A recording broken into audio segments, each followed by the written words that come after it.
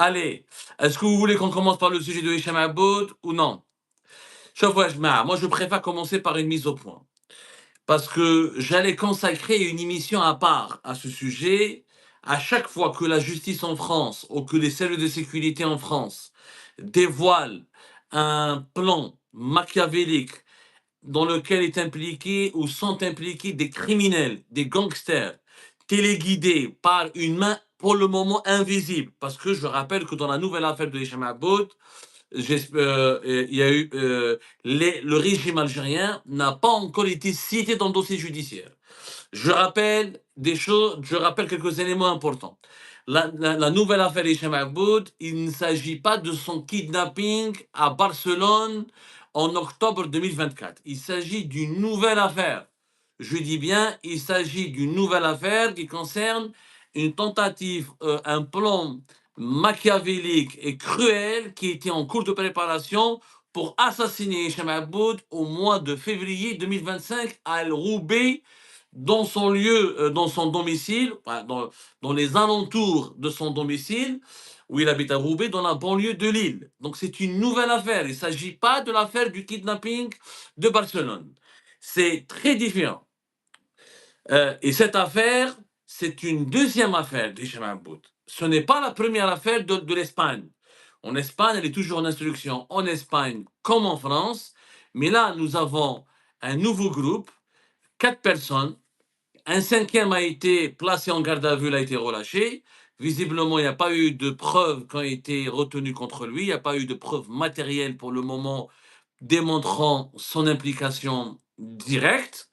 Euh, L'affaire Hicham Aboud, la deuxième affaire, c'est 4 gangsters qui ont été identifiés, retrouvés par les services de sécurité français, police judiciaire et DGSI, les services de renseignement français, au cours de laquelle ils ont recueilli des éléments matériels prouvant qu'une somme d'argent a été donnée à un tireur, celui qui devait tirer et euh, qui devait tirer, assassiner Hicham Aboud, 10 000 euros, et 3 autres personnes ont été emprisonnées et arrêtées. Ils étaient complices.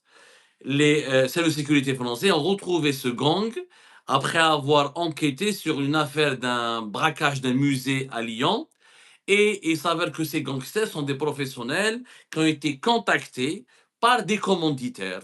On ne sait pas est-ce que c'est un commanditaire ou des commanditaires. La justice française n'a pas encore révélé toutes ces informations pour le moment. Il y a un ou des commanditaires qui ont qui ont demandé un contrat, comme on dit, un contrat sur la tête de le pauvre et infortuné Hicham Aboud, c'est-à-dire que quelqu'un ou un groupe de personnes ont demandé son assassinat. Ils étaient prêts à payer le tireur 10 000 euros et les autres personnes, ses complices, pour préparer l'opération. Et c'est grâce à une enquête menée préalablement sur un braquage d'un musée en novembre 2024 près de Lyon que les services de sécurité français ont pu découvrir ce contrat sur la tête de Hicham Aboud. C'est-à-dire que le pauvre Hicham Aboud aurait pu être assassiné et aurait pu ne pas être parmi nous, il aurait pu ne pas être des nôtres si les autorités françaises ou les services de sécurité français n'avaient pas mené leur enquête de façon approfondie et rigoureuse sur ce braquage perpétré ou commis en novembre 2024 près de Lyon. C'est là où ils ont retrouvé, dans les smartphones de ces gangsters, un groupe Signal dans lequel il y avait des échanges et des instructions et une adresse, une consigne pour tuer Hicham Aboud, avec des détails sur son adresse à Roubaix. Et c'est comme ça que les prévenus ou les suspects ont été arrêtés et placés en détention provisoire. Ça s'est passé hier au tribunal de Paris, au tribunal judiciaire de Paris, le 23 mai 2026. C'est une nouvelle affaire. J'entends depuis tout à l'heure les complotistes qui parlent, qui agitent les théories du complot, comme quoi il y a un lobby caché en France, que dès qu'il y a un rapprochement entre la France et l'Algérie, une nouvelle affaire judiciaire éclate pour impliquer le régime algérien ou l'État algérien dans des affaires de barbouzerie, que c'est le complot de l'État profond en France, ou de l'extrême droite, ou des services de renseignement français. Écoutez, les amis, s'il vous plaît, de grâce, on parle de la vie d'un homme. Je peux comprendre que chez Mahmoud soit insupportable. Moi, je ne porte pas dans mon cœur. honnêtement, je n'approuve pas ces méthodes. Je ne l'apprécie pas en tant que personne. C'est quelqu'un qui est parti très loin dans la calomnie, dans la violation de la vie privée, dans la vie privée, dans l'injure. Ces méthodes sont sales et répugnantes, ces méthodes de communication.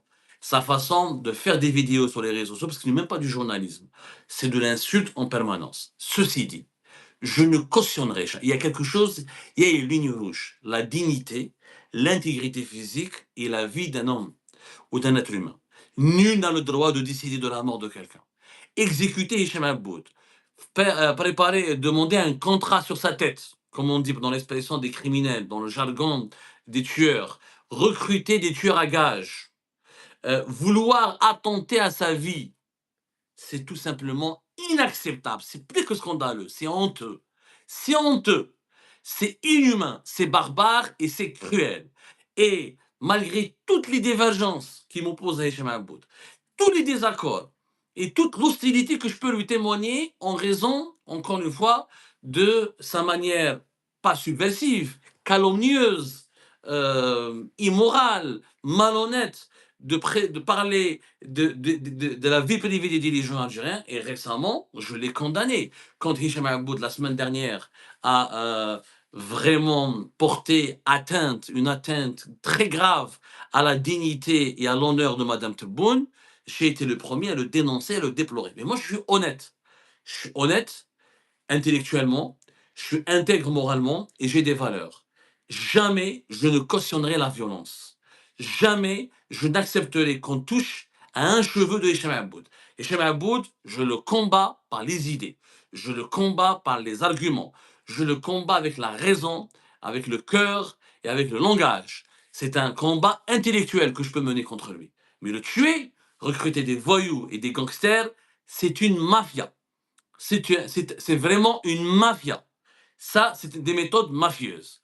Maintenant, encore une fois, dans ce dossier, contrairement à l'affaire MLDZ, où nous avons des preuves de l'implication du régime Tebboune, à travers des mandats d'arrêt internationaux qui ont été lancés contre des officiels algériens, dont l'un est encore en prison, l'ancien agent du consulat d'Algérie à Créteil. Dans le dossier Hicham Aboud, pour le moment, il n'y a que des voyous, il n'y a que des gangsters, il n'y a que des délinquants et des criminels.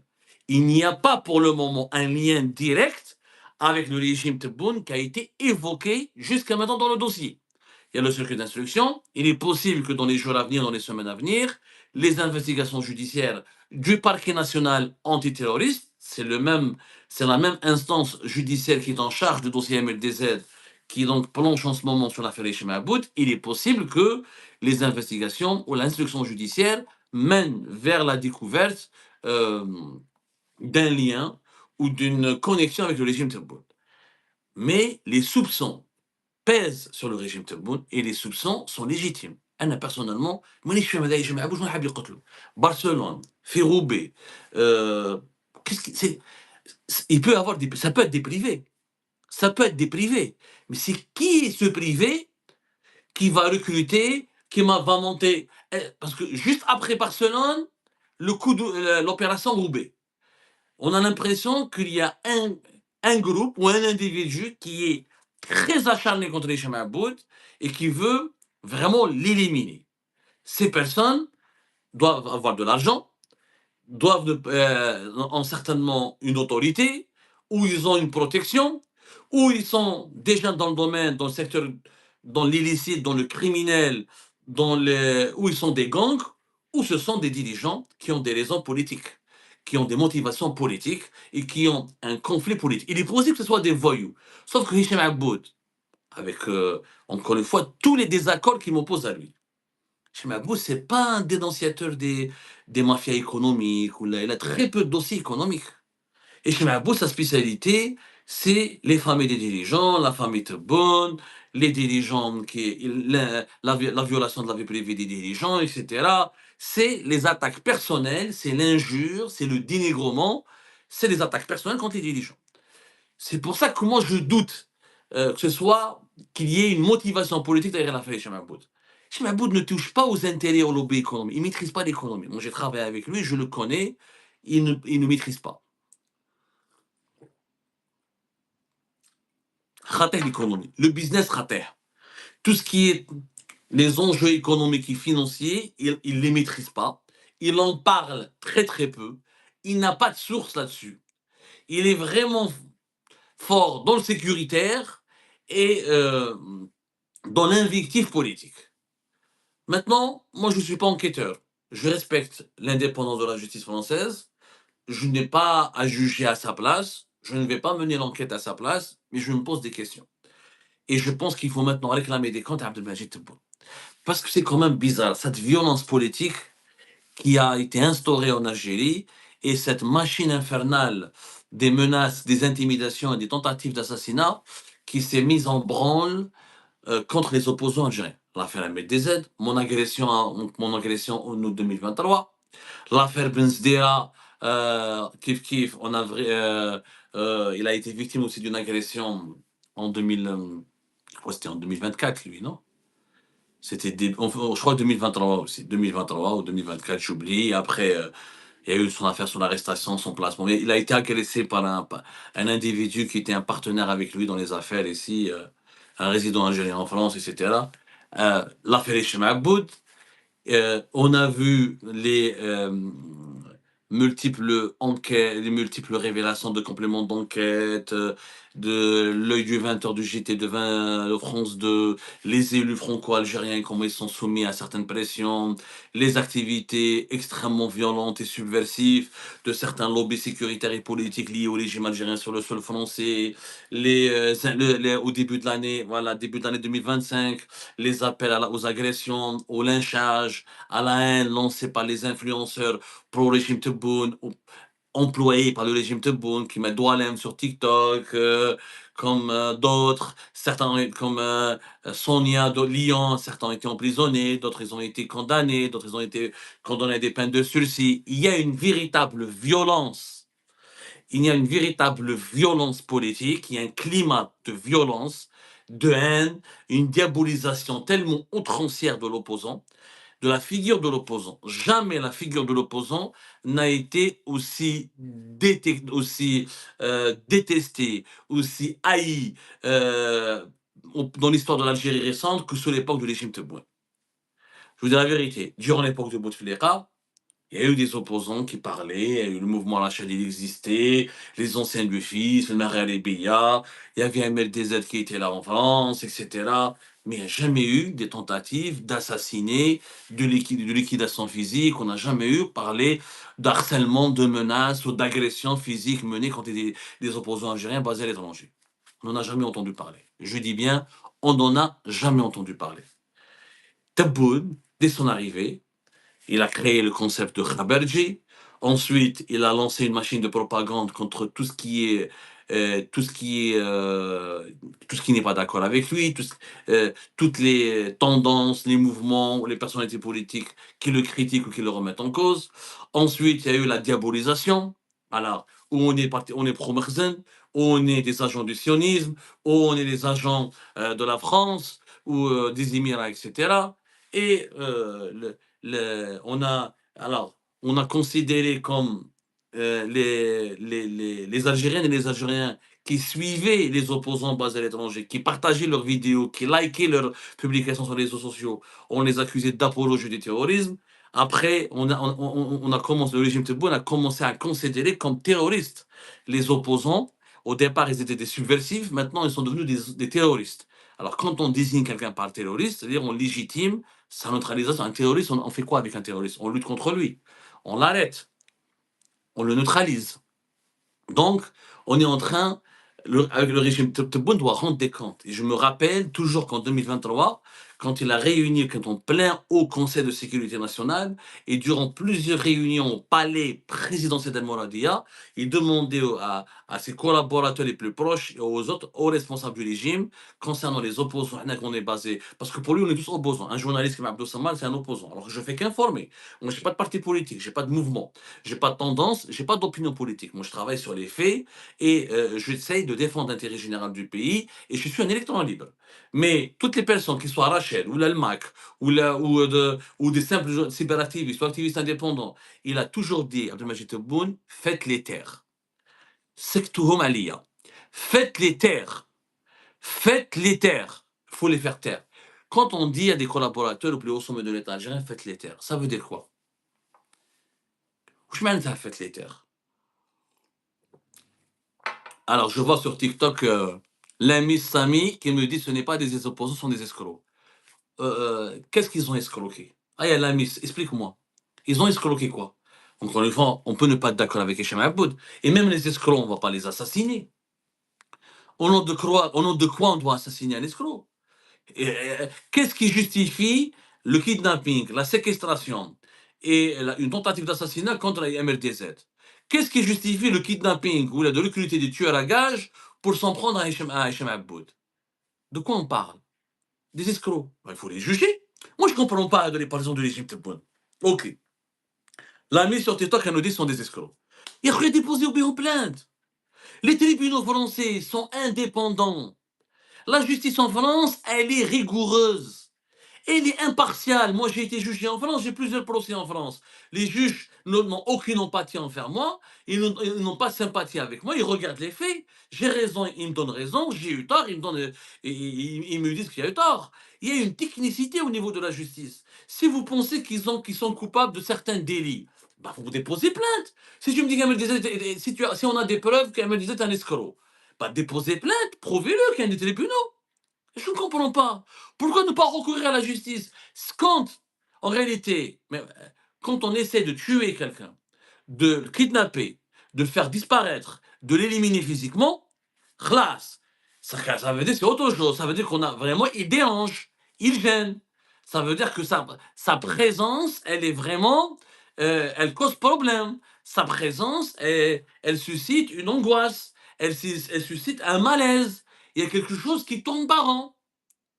Il y a quelque chose qui, ces opposants ou ces personnes, ces individus, parce que voilà, on va dire ces escrocs, pour reprendre le langage d'un, je ne sais pas si l'ami sur TikTok est ou est une partisane du régime Tebboune, mais c'est la terminologie classique du régime Tebboune. Si ces escrocs, on veut les éliminer physiquement, au lieu de les juger, au lieu de les soumettre à un procès équitable, au lieu de les soumettre à la justice, au lieu de les déposer plainte, de les poursuivre, ça signifie quoi? Ça signifie que ces gens-là, finalement, ils sont pas aussi escrocs que cela. Ils dérangent, ils font peur.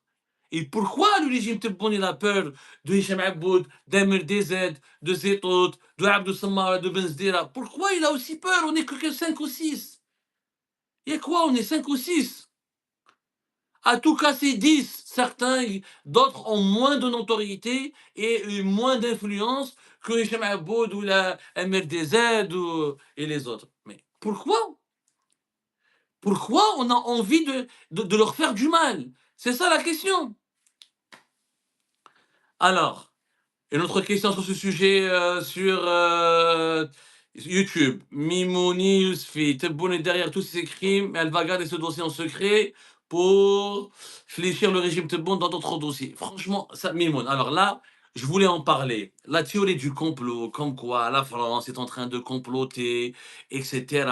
Il y a un marchandage avec le régime Tebboune. Écoutez-moi bien. La justice française, elle n'est pas politisée. Franchement, quand on voit que Nicolas Sarkozy, Claude Guéant, François Fillon, Jacques Chirac, toutes les personnalités politiques les plus importantes de France, quand elles sont tombées entre les mains de la justice française, il y a eu des condamnations, il y a eu des traitements équitables. Marine Le Pen, récemment, alors qu'elle aurait pu devenir la prochaine présidente de la République française, les juges en France ne sont pas politisés. Les juges en France sont très professionnels. Ils ont des convictions politiques, attention. Les juges en France ont des convictions politiques. Les juges en France peuvent se tromper. Ils ne sont pas infaillibles, ils ne sont pas parfaits. Par contre, ils sont rigoureux et la justice en France, c'est un processus très, très complet, vraiment complet. Il y a les contre-pouvoirs, il y a les procédures d'appel, il y a les possibilités de réclamer, de déposer des recours.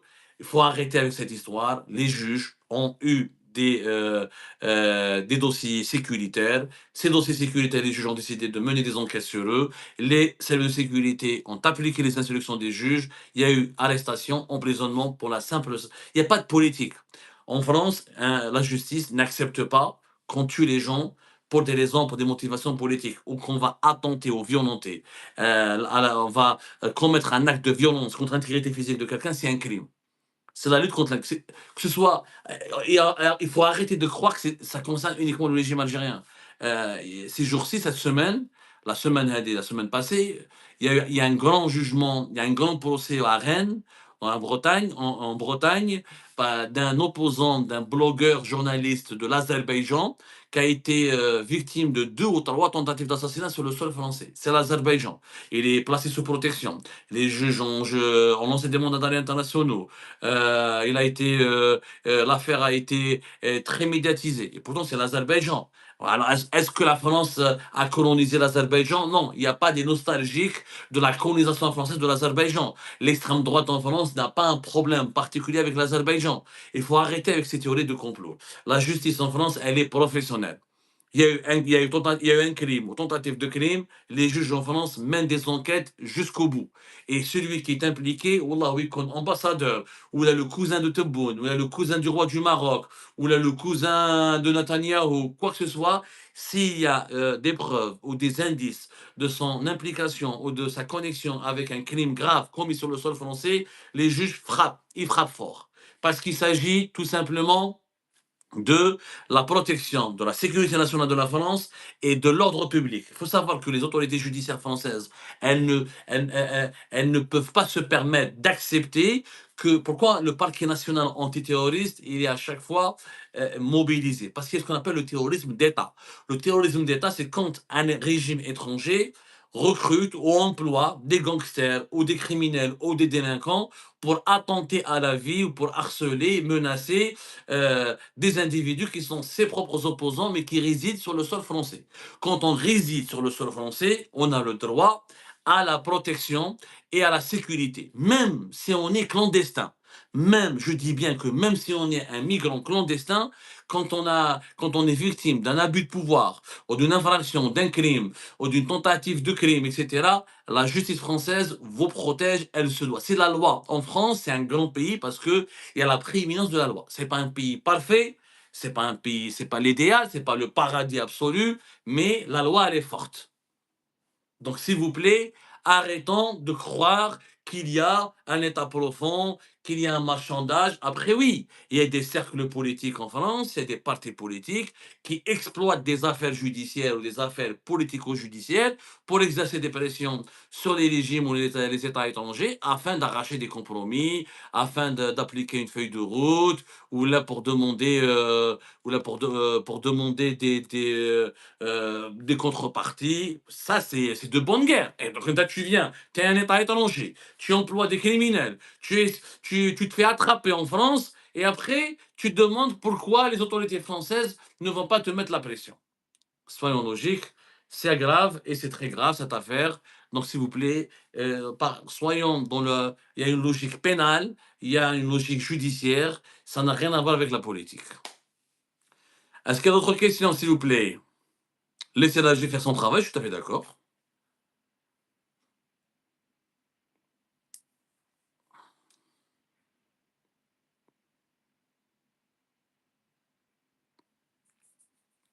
Alors, pourquoi critiquer la réponse de l'Algérie en oubliant la provocation initiale du Maroc à l'exposition? Alors, ce qu'a fait Lucie sur TikTok, je pense, tu nous parles de ce qui s'est passé durant la semaine de l'Afrique à l'UNESCO, où il y a eu une bagarre entre les Algériens et les Marocains. On parlera, si tu veux, de ce sujet dans un petit instant. Est-ce que il y a d'autres questions sur l'affaire Hichem Aboud? Après, on passera à cette question. Je note, hein, Café Lucide, je note cette question et j'y manquerai pas parce que j'ai vu, il y a une dame sur YouTube, sur les réseaux sociaux qui m'a attaqué, qui m'a accusé de vouloir d'avoir cautionné la supposée agression perpétrée par des Marocains et des Marocains contre le stand de l'Algérie au sein de l'UNESCO, ce que je n'ai jamais fait. Je n'ai cautionné aucune violence, mais je vais m'en expliquer dans un petit moment. Café lucide, ou tu me rappelles la question, ou on en parlera directement maintenant. Est-ce que sur YouTube ou là sur TikTok, il n'y a pas des questions sur l'affaire Hicham Aboud? Zéro question, Ajma'a. Moi, je suis prêt à en parler si vous voulez de l'affaire Algérie-Maroc à l'UNESCO.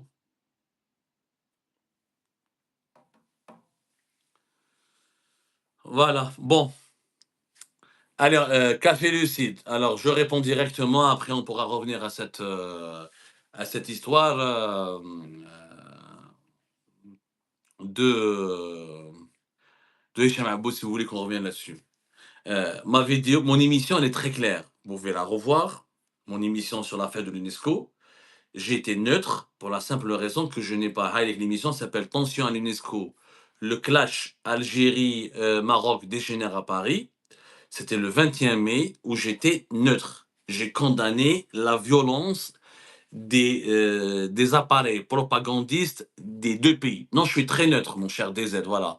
DZ sur TikTok, je suis très neutre. La preuve, pourquoi je suis neutre? J'étais pas là. J'ai reçu des images, on voit une bagarre entre des Marocains et des Marocains et des Algériens et des Algériens. Je n'ai pas vu, je n'ai pas la preuve que ce sont les Marocains et les Marocains qui ont commencé, comme je n'ai pas eu la preuve que ce sont les Algériens et les Algériens qui ont commencé. Il est possible que ce soit des Marocains et des Marocains qui ont perturbé, qui ont provoqué le stand algérien. C'est complètement possible. Alors, sur YouTube, tu restes algérien, mais je reste d'abord journaliste. Et là, notre métier, c'est pas l'émotion. Ce n'est pas l'émotion. Nous sommes là pour traiter les faits. Les faits, c'est qu'il y a eu des images d'une altercation entre les exposants algériens et les exposants marocains. Dans pareille circonstance, il faut condamner l'agression, l'agressivité et l'usage de la violence des deux côtés. Et j'ai appelé à l'ouverture d'une enquête. J'avais lu le communiqué de l'ambassade d'Algérie à Paris. Et pour être neutre, j'avais lu aussi le communiqué de la délégation marocaine auprès de l'UNESCO. J'ai rappelé les faits et j'ai expliqué que malheureusement, ce genre d'incident se multiplie et qu'il y a un risque que ça va se multiplier de plus en plus à cause du climat de haine qui existe entre les deux pays. Un climat de haine qui a été instauré, je le rappelle, par les propagandes médiatiques et la déferlante de la haine qui est sur les réseaux sociaux, l'instrumentalisation politique des réseaux sociaux pour diviser les Algériens et les Algériens des Marocains et les Marocains et les Marocains, afin de détourner l'attention des deux peuples sur les problèmes et les injustices et les problématiques de sous-développement de leur pays. C'est ça ce que ça s'appelle être neutre. Condamné, parce que ce n'est pas le premier épisode, il y a eu des épisodes auparavant, pas à l'UNESCO, mais ailleurs, mais il va y avoir, il y a eu déjà, je crains qu'il va y avoir d'autres épisodes, parce que quand on voit les réseaux sociaux, quand on voit les médias des deux pays, tout est en train, tout est orchestré pour que les Algériens et les Algériens détestent les Marocains et les Marocains, et que les Marocains et les Marocains détestent les Algériens et les Algériens. Du coup, à chaque rencontre entre les deux pays, entre les citoyens de deux pays, il y a un risque de confrontation. C'est ce que j'ai condamné. Maintenant, si vous avez des preuves qui démontrent que ce sont les Marocains qui ont été les premiers, qui ont provoqué, qui ont causé cette bagarre et cette altercation, moi je condamne. Je condamne parfaitement, qu'ils soient marocains, ou israéliens, ou nigériens, ou français, ou la khoya, ou la baba. Moi je suis neutre. Ça s'appelle la neutralité. C'est très simple.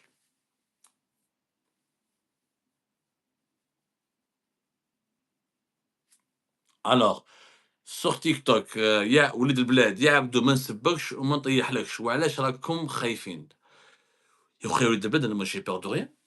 La preuve que je te parle chaque jour, donc j'ai pas peur, je parle chaque jour. Merci d'ailleurs. يعطيك الصحة كي ما تسبش وما تطيحش. Voilà. خويا t'es pas d'accord avec Abdou Samar مرحبا. C'est ça le débat, c'est la démocratie.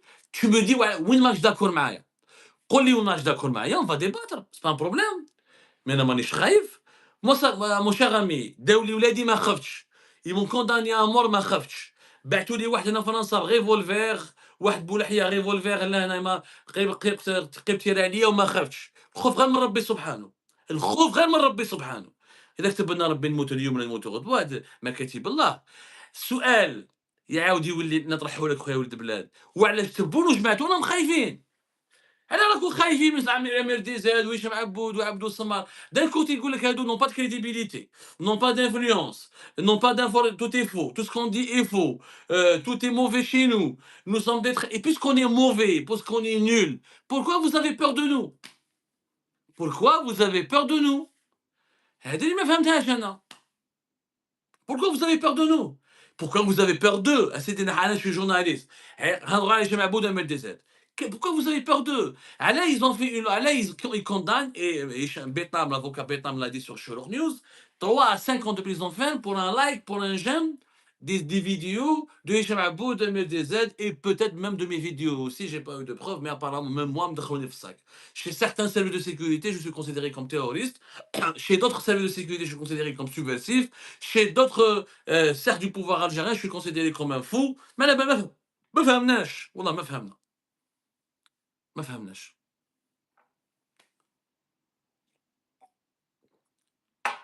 احنا ماناش خايفين. C'est le régime Tebboune qui doit nous expliquer pourquoi il a peur. Il a peur de quoi? De la contradiction, de la liberté d'expression, des dénonciations, des critiques qui sont contre lui, des... Moi, je ne comprends pas. Et là, personnellement, je ne comprends pas. Hicham Aboud, par exemple. Je ne sais pas qui lui donne... Elle appelle comme tous ces tentatives d'assassinat, de kidnapping. Ils l'ont transformé en héros.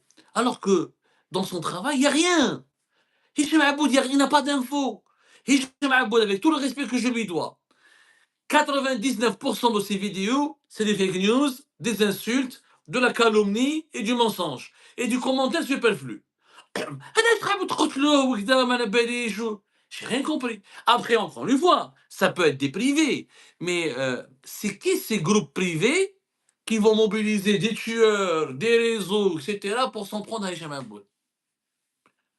Gros point d'interrogation. Vraiment, je ne dis pas que ça peut ne pas être des privés. Mais quand on a vu que l'affaire MFDZ, il y avait des officiels, et quand on voit comment Hicham Aboud et comme les autres opposants algériens à l'étranger est diabolisé et insulté et invectivé chaque jour, il y a un soupçon, on peut pointer un doigt d'accusation vers le régime Tebboune, on peut lui demander des explications. Alors, Ajmaat al-Khair, pour Bengrina, Malo, oui, c'est vrai pour Bengrina, tout ce que nous avons raconté pour Bengrina, il est vrai, il n'est pas en Suisse, contrairement à ce que racontent certains spéculateurs. Bengrina, il s'est opéré à Beni Messous, où il a dérangé, où il a encombré lui aussi les hôpitaux algériens, comme tous les autres simples mortels, il n'a pas été autorisé à aller quitter le pays pour aller se soigner à l'étranger. Allez, vas-y, Ajma. Alors, sur YouTube, une question, on prendra une question sur YouTube en attendant que nos amis de TikTok.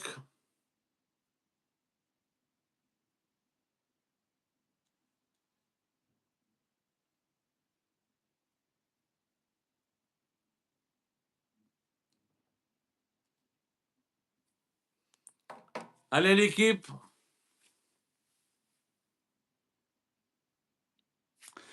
Alors, Shlih Wiltam Zirt au Maroc me dit pourquoi votre journal officiel a publié hier la décision sur la condamnation de l'époque de la colonisation, cette fois-ci bien publiée au journal officiel. Oui, l'Algérie elle a le droit d'établir des lois qui criminalisent la colonisation française, mon cher ami.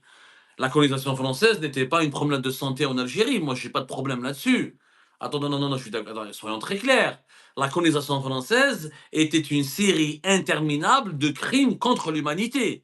L'Algérie a absolument le droit de condamner, de criminaliser l'apologie de la colonisation ou de considérer que les crimes de la colonisation, c'est des crimes contre l'humanité. Elle a complètement le droit.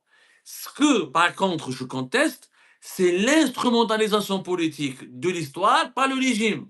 Le régime n'a pas le droit de me dire qu'est-ce qui est vrai et qu'est-ce qui n'est pas vrai dans l'histoire. J'ai le droit d'avoir un avis, une opinion sur l'histoire de mon pays. Et la vérité historique ne peut pas être monopolisée par le pouvoir politique. Et on ne doit pas emprisonner des chercheurs ou des journalistes ou des simples citoyens et des citoyens qui se posent des questions sur l'histoire de la guerre de libération nationale ou sur l'histoire de la colonisation en France. Il faut laisser le débat ouvert et on ne marchande pas. On n'utilise pas l'histoire de l'Algérie pour racketter la France ou pour marchander avec la France ou pour obtenir un compromis politique. C'est ce que je dénonce. Pour le reste, on a complètement l'Algérie et dans son droit le plus absolu de demander des comptes ou de criminaliser la colonisation française. Très simple, mais il faut pas. C'est un droit absolu, comme beaucoup de pays à travers le monde, de la Corée du Sud jusqu'au pays de l'Amérique latine. Il y a eu des pays à travers le monde qui ont établi des lois qui criminalisent des crimes perpétrés par des occupants étrangers qui ont squatté ou qui ont envahi leur territoire. Alors, l'autre question, Ajmaat El Khair.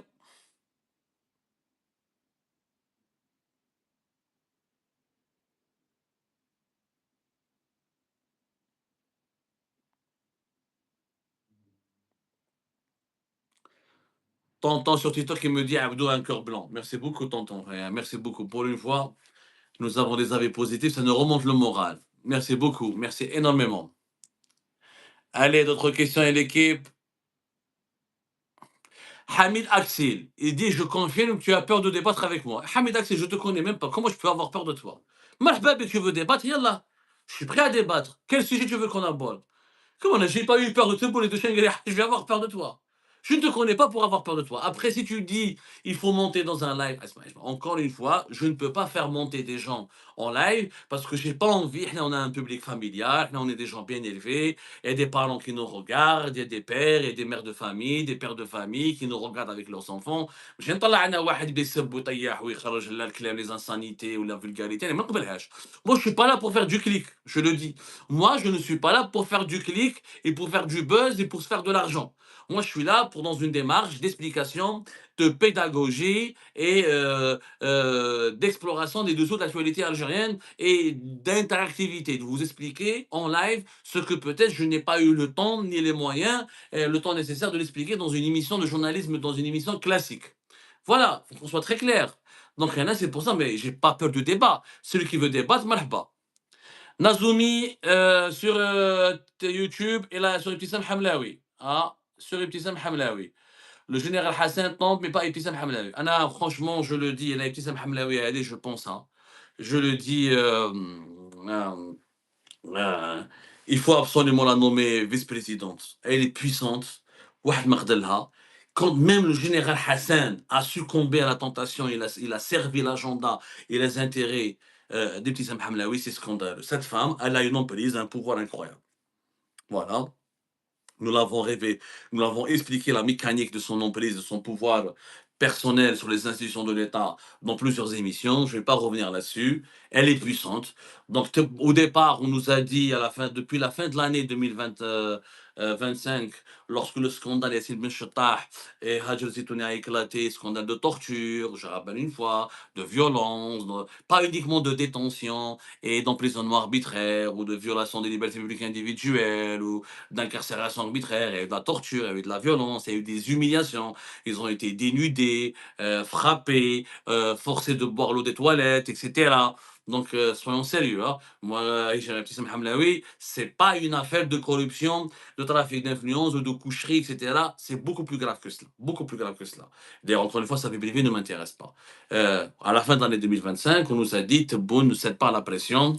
Il ne veut pas l'enlever ou il ne veut pas l'enlever. Il ne veut pas la démettre de ses fonctions au niveau de l'Observatoire national de la société civile ou du Croissant algérien tant que des opposants, des activistes à l'étranger parlent d'elle. Il ne veut pas donner l'impression qu'il cède aux pressions des opposants qualifiés encore une fois de subversifs pour certains, de traîtres à la nation pour d'autres, de terroristes pour d'autres encore une fois. Mais en réalité, la fin de l'année 2025, elle est passée, début de l'année 2026, et elle est passée, le ramadan est passé, et non seulement elle n'a pas été démise de ses fonctions, ni écartée, mais elle a été, on lui a donné un deuxième mandat. Donc, c'est plus que de la protection, c'est une promotion. C'est une promotion. Donc, ça n'a rien à voir avec les pressions pour ne pas faire plaisir, ne pas donner raison aux opposants et à l'étranger. Non, Tebboune veut la garder auprès de lui. Je dis bien Tebboune. Alors là, on veut accuser son fils. Moi, je ne suis pas du tout partisan de cette théorie. Ah, Tebboune, il est victime de son entourage. Ah, Tebboune, il est pauvre, mesquin, il a de bonnes intentions. C'est son entourage qui est mauvais. Tebboune, il est responsable de son entourage. C'est lui qui a ramené son entourage. Tebboune, si les conseils de Tebboune sont mauvais, c'est à cause de lui. C'est parce que lui n'a pas su, c'est lui qui les a choisis. On lui a pas imposé ses conseillers. Et c'est lui le chef de l'État. Dans l'histoire, devant la loi, devant le peuple algérien, c'est lui qui est responsable. Je dis bien, c'est lui qui est responsable. Je dis bien que c'est lui qui est responsable. Ni plus, ni moins. C'est lui qui est responsable. Donc, en tant que chef d'État, en tant que président de la République, il doit assumer sa responsabilité. Quand on a un scandale de torture, encore une fois, c'est pas la vie privée de Mme Tissam Hamlaoui ou de Mademoiselle Tissam Hamlaoui qui cause problème. Des vies privées qui défraient la chronique, il y en a toujours eu dans l'histoire de l'Algérie. On parle d'une personne qui a rabaissé et qui a mis à son service et qui a piétiné toutes les institutions de l'État et qui a utilisé les institutions de l'État pour torturer des personnes pour violenter les individus, pour les envoyer en prison et pour manipuler les juges et les services de sécurité. Abdelmajid Tebboune, pour moi, il est responsable. C'est lui qui l'a maintenu et sans lui, sans son accord, elle n'aurait pas pu avoir un deuxième mandat à la tête du Croissant. Moi, j'en ai marre. Abdou, ah non, et Kamal Sidi Saïd, ah, Amirouche Hamadesh, je compte Amirouche, ou Boulam Boulam, ou Kamal Sidi Saïd. C'était bon. C'était bon. C'est lui le responsable.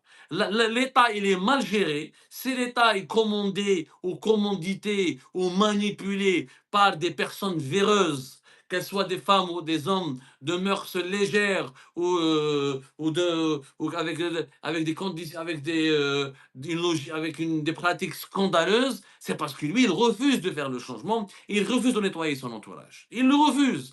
Il emprisonne les gens quand ces gens se retournent contre lui ou il les perçoit comme une menace. Mais tant que Tebboune ne vous perçoit pas comme une menace, vous avez beau menacer l'intérêt général du pays, vous avez beau menacer la stabilité et la sécurité du pays, il ne vous touchera pas, il ne vous touchera pas. C'est ça la vérité. Donc soyons sérieux l'équipe, ما نكذبوش على روحنا.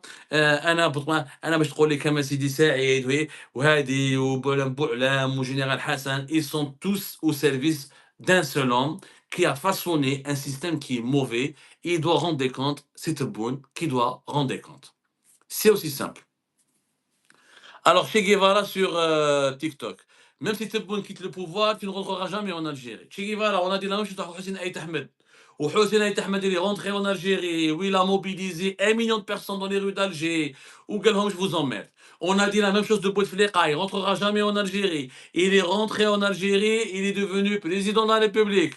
Des cas qui m'aident, il y en a eu, et Che Guevara, non seulement je vais revenir et je vais rentrer, et tu pourras peut-être même parmi celles et ceux qui sont à l'aéroport pour m'accueillir et pour me dire des gentillesses, parce que des personnes comme toi, on connaît leur nature. Quand on n'est pas au pouvoir, tout le monde nous insulte, mais le jour où on sera promu, on arrivera à conquérir le pouvoir, alors tout le monde nous dira ah tout le monde sera de notre côté. Franchement, le langage, on ne rentrera jamais en Algérie, etc. Nous rentrerons bientôt, peut-être beaucoup plus prévu qu'avant, beaucoup plus vite qu'on le pense, et nous allons libérer notre pays et restaurer, peut-être pas la démocratie comme on en rêve, moi, je ne suis pas idéaliste, mais nous allons restaurer un seuil minimal au minimalisme de la dignité et du respect des libertés publiques et individuelles. De façon inacceptable au moins j'aurais assumé mon devoir, j'aurais défendu mon pays jusqu'au bout, jusqu'au dernier de mon dernier souffle, en défendant les faibles, en défendant les plus fragiles, en défendant les victimes des abus de pouvoir de la Hogara. Wahida, t'es parti au Maroc. T'es pas parti au Maroc, Wahida? Non, non, je ne suis pas parti encore au Maroc. Depuis 2024, je ne suis pas parti au Maroc. Je devais partir à la Cannes et heureusement, je ne suis pas parti à la Cannes. Ça a été un spectacle désolant. Donc, j'espère que j'aurai l'occasion pour retrouver le Maroc dans des conditions sereines, mais malheureusement, je ne suis pas parti au Maroc. Alors, Ejma,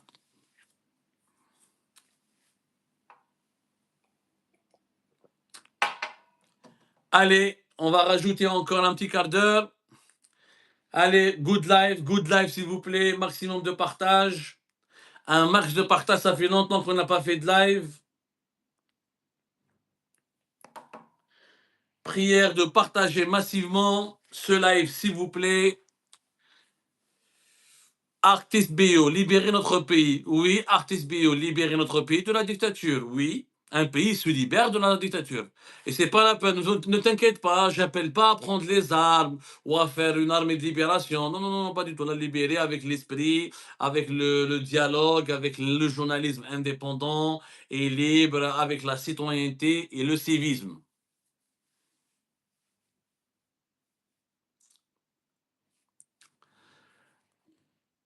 Alors, sur YouTube, Animalté, de son départ d'Algérie, j'ai entendu une histoire à propos de son départ d'Algérie, Bemgenina. C'est faux, vous avez des preuves, présentez-les, inaudibles. J'ai rien compris à ce commentaire. Moi, sur Bengelina, nous avons donné tous les détails nécessaires.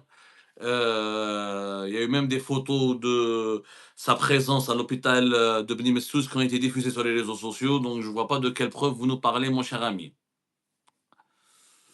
Alors, gazoduc Nigeria. Alors, le gazoduc transsaharien, vous voulez qu'on parle de ce sujet?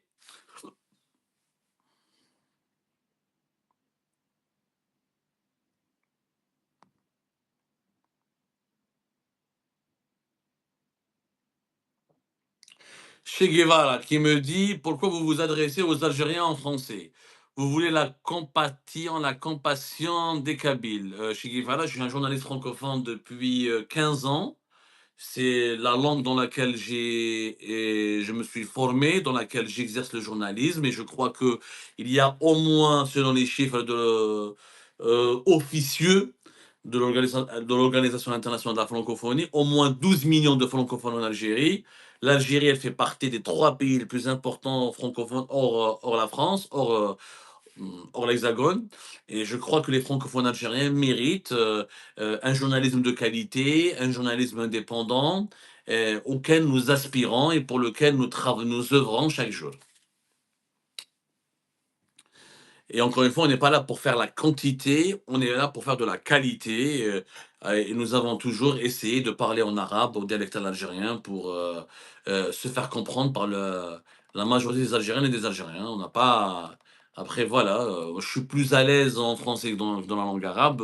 Ce n'est pas un mal en soi. Ce qui est des questions importantes, et je mets à l'actualité, elle est folle. Alors, le gazoduc Algérie-Nigeria, il est toujours uniquement un projet de papier.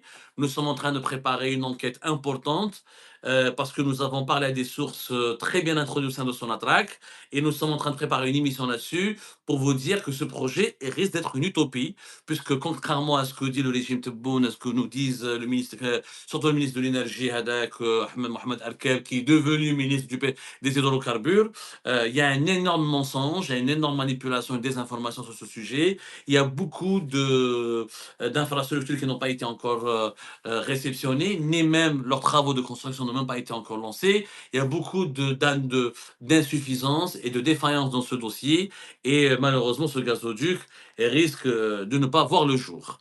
Mais ça, on vous prépare une émission importante là-dessus. Dans pas longtemps, elle est en cours de préparation. Veuillez patienter parce qu'il y a des arguments techniques que nous sommes en train de réunir. Il y a des informations très techniques que nous sommes en train de vérifier.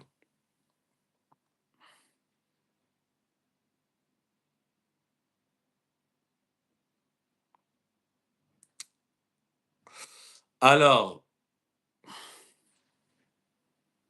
Oppenheimer, en tout cas en Algérie, il en faut plus des hommes comme lui dans le pouvoir, sincèrement. Merci beaucoup, Oppenheimer.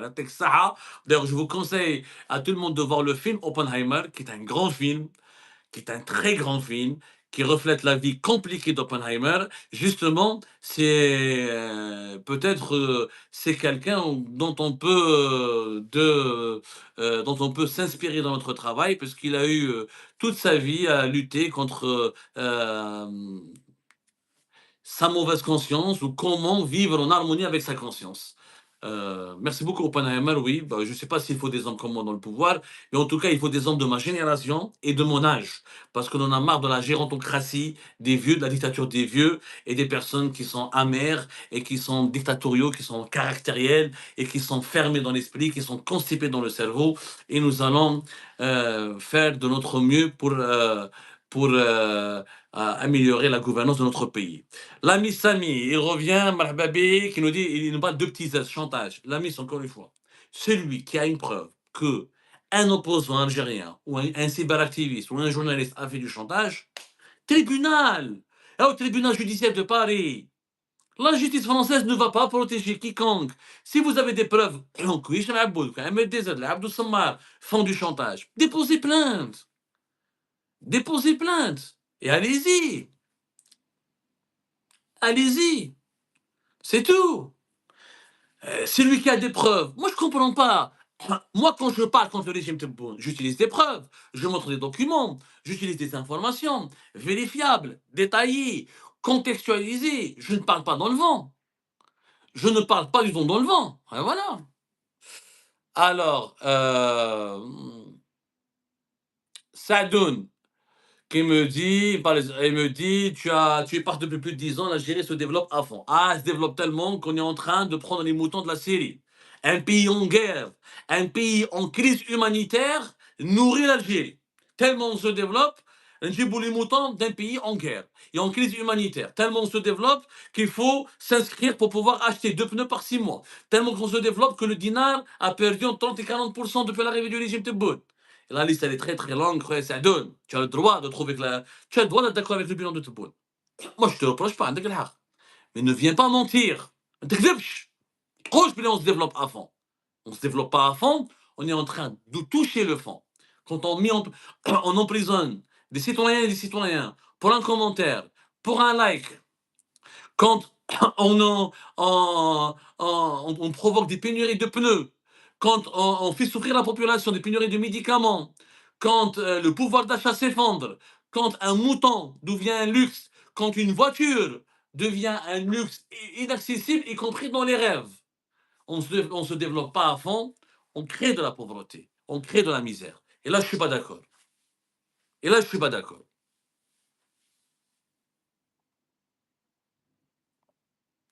Alors, Asdin, la justice française protège bien Bouchouareb cité dans le Panama Papers.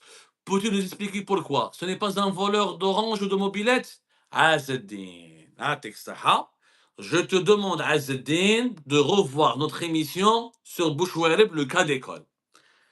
S'il te plaît, Asdin, reste connecté. Intègre le titre de notre émission. Elle est très claire, il faut absolument la voir. L'émission, elle est intitulée, elle a été diffusée le 19 mai 2026. Son titre, Algérie-France, l'affaire Bouchouareb, le cas d'école des milliards intouchables. Parlons de Bouchouareb. L'Algérie dit que Bouchouareb est un voleur. Et elle l'a condamné pour 100 ans de prison ferme. 100 ans quand on cumule toutes les peines. Et elle a lancé 6 ou 5 mandats d'arrêt internationaux, avec 6-5 demandes d'extradition données à la France, envoyées à la France. OK. Quand on accuse quelqu'un de corrompu, il y a des preuves. Attendez la preuve. Il n'y a pas de problème. Il est cité en Panama Papers. C'est vrai, comme Rabrab, comme beaucoup d'hommes d'affaires. Ce qu'on oublie encore une fois, le cas d'Abouchouer. La France ne l'a pas extradé. Pourquoi? Parce qu'il est gravement malade. Hein. Il est gravement malade. 74 ans, il souffre d'une maladie psychiatrique. Il a les documents médicaux qui prouvent qu'il est gravement malade. Donc il n'y a pas eu de protection, puisqu'il a été placé sous contrôle judiciaire. Il a été jugé de 2023 jusqu'à 2025. 2 années d'enquête. 2 années d'instruction judiciaire. Donc il n'y a pas eu de protection. Une protection locale, la justice française dit allez, je vous emmerde. Je ne vais même pas l'appeler, ni lui demander, ni lui poser la moindre question. Premièrement. Donc, il y a une instruction. L'Algérie n'a pas donné les garanties nécessaires pour démontrer que son incarcération sera conforme pourra garantir sa santé, sa sécurité. Deuxièmement, l'Algérie l'accuse de corruption. Elle n'a pas donné les preuves. Il n'y a pas de preuves. Pourquoi il n'y a pas de preuves? L'argent de Bouchouareb à l'étranger, Bouchouareb l'a justifié. Bouchouareb, c'était un milliardaire. Bouchouareb, il vendait de la purée. On l'a dit dans l'émission. La pomme de terre sous forme de purée, c'était le fournisseur de la purée des casernes dans l'armée nationale populaire pour les années 90. في التسعينات وقت الارهاب Bouchouareb avait une marque de chips qui cartonnait dans les années 90. Bouchouareb, avant l'arrivée du régime de Bouteflika et avant de devenir ministre, il était milliardaire. Où il est résident en France depuis la fin des années 70. Il a donné ces détails-là. En Suisse, on lui a gelé 1 million d'euros et quelques, presque 2 millions d'euros. La Suisse les a gelés. Elle lui a demandé des explications, des justifications. Il est en train de se justifier. Maintenant, si la justice algérienne, elle a une preuve que Bouchouareb a volé, a raquetté ou a détourné, qu'elle la donne. Mais une preuve, ماشي هضره في les réseaux sociaux, cafétéria, un compte bancaire bien, oui, un compte bancaire bien rempli. Mais bien rempli avec quoi? Les gens ont le droit d'être riches. Être riche, c'est pas un crime. C'est l'enrichissement illicite qui est un crime. Il y a une différence. Demain, moi, je m'enrichis. خدمت. حقيت. ما سرقتش. ما سرقتش. Mais si j'ai volé, j'ai détourné de l'argent, j'ai volé l'État pour m'enrichir, là oui, il faut des preuves. L'affaire Ben Milissa, dont on parlera demain. C'est bon, hein. Je suis arrivé à 1 heure, c'est fatigant, j'ai extrêmement soif. L'affaire Ben Milissa, promoteur immobilier à Oran. Lui, alors, c'était un vendeur de chaussures ou il est milliardaire en 3-4 ans. Sa connexion avec Boualem Boualem a été prouvée. Ses affaires de corruption ont été prouvées. Il a pris 3 ans sursis et il a fait 3 semaines de prison. Alors que lui, il était la machine à laver de Boualem Boualem. Et tout Oran, tous les habitants d'Oran connaissent son histoire. Haggar, Mace Wesh, il a jeté des gens en prison. Il s'est enregistré de façon il n'a aucun niveau. Il n'a aucun niveau intellectuel. Bouchoueb, il a du niveau. Qari, il était président du CNES.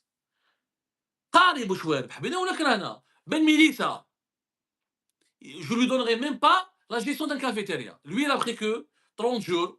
Ah, on est signalé sur le. Good life, s'il vous plaît. Good life sur TikTok, good life partout. Il a fait que 3 semaines de prison et 3 ans avec celui-ci. C'est politique. Il y a une différence entre la justice et la vengeance et les règlements de compte politiques. Encore une fois, il y a une grosse différence entre la justice et les règlements de compte politiques. S'il vous plaît, soyons lucides, soyons sérieux et soyons honnêtes. C'est pas parce que je déteste Bouchouerb, ou je déteste Abdou Sammar, ou je déteste Hicham Aboud, ou je déteste MLDZ, que je dois leur coller des fausses accusations, je dois les accuser de tout et n'importe quoi sans preuve. L'émotion est une chose, la vérité en est une autre. Et ce n'est pas dans l'émotion qu'on recherche la vérité. Comme ça, ça fait 61 minutes qu'on nous sommes ensemble. C'était le live sur TikTok et sur YouTube. En attendant d'autres lives sur d'autres plateformes, notamment sur Facebook. Nous saluons tous les membres de notre communauté. Nous vous remercions énormément pour votre fidélité, pour votre réactivité. Merci de partager chaque jour nos émissions. Vous pouvez nous écouter sur les différents maintenant en podcast sur Spotify, Apple Podcasts, etc., Apple Music, etc. N'hésitez pas à nous soutenir, à partager nos émissions, à liker, à aimer, partager ces émissions dans votre entourage. Vive la liberté d'expression, vive le journalisme indépendant, vive l'esprit critique. C'est comme ça et c'est avec ces éléments essentiels pour le développement d'un pays que l'Algérie pourra se relever un jour. Comme ça, je vous dis bye bye. Je commence à très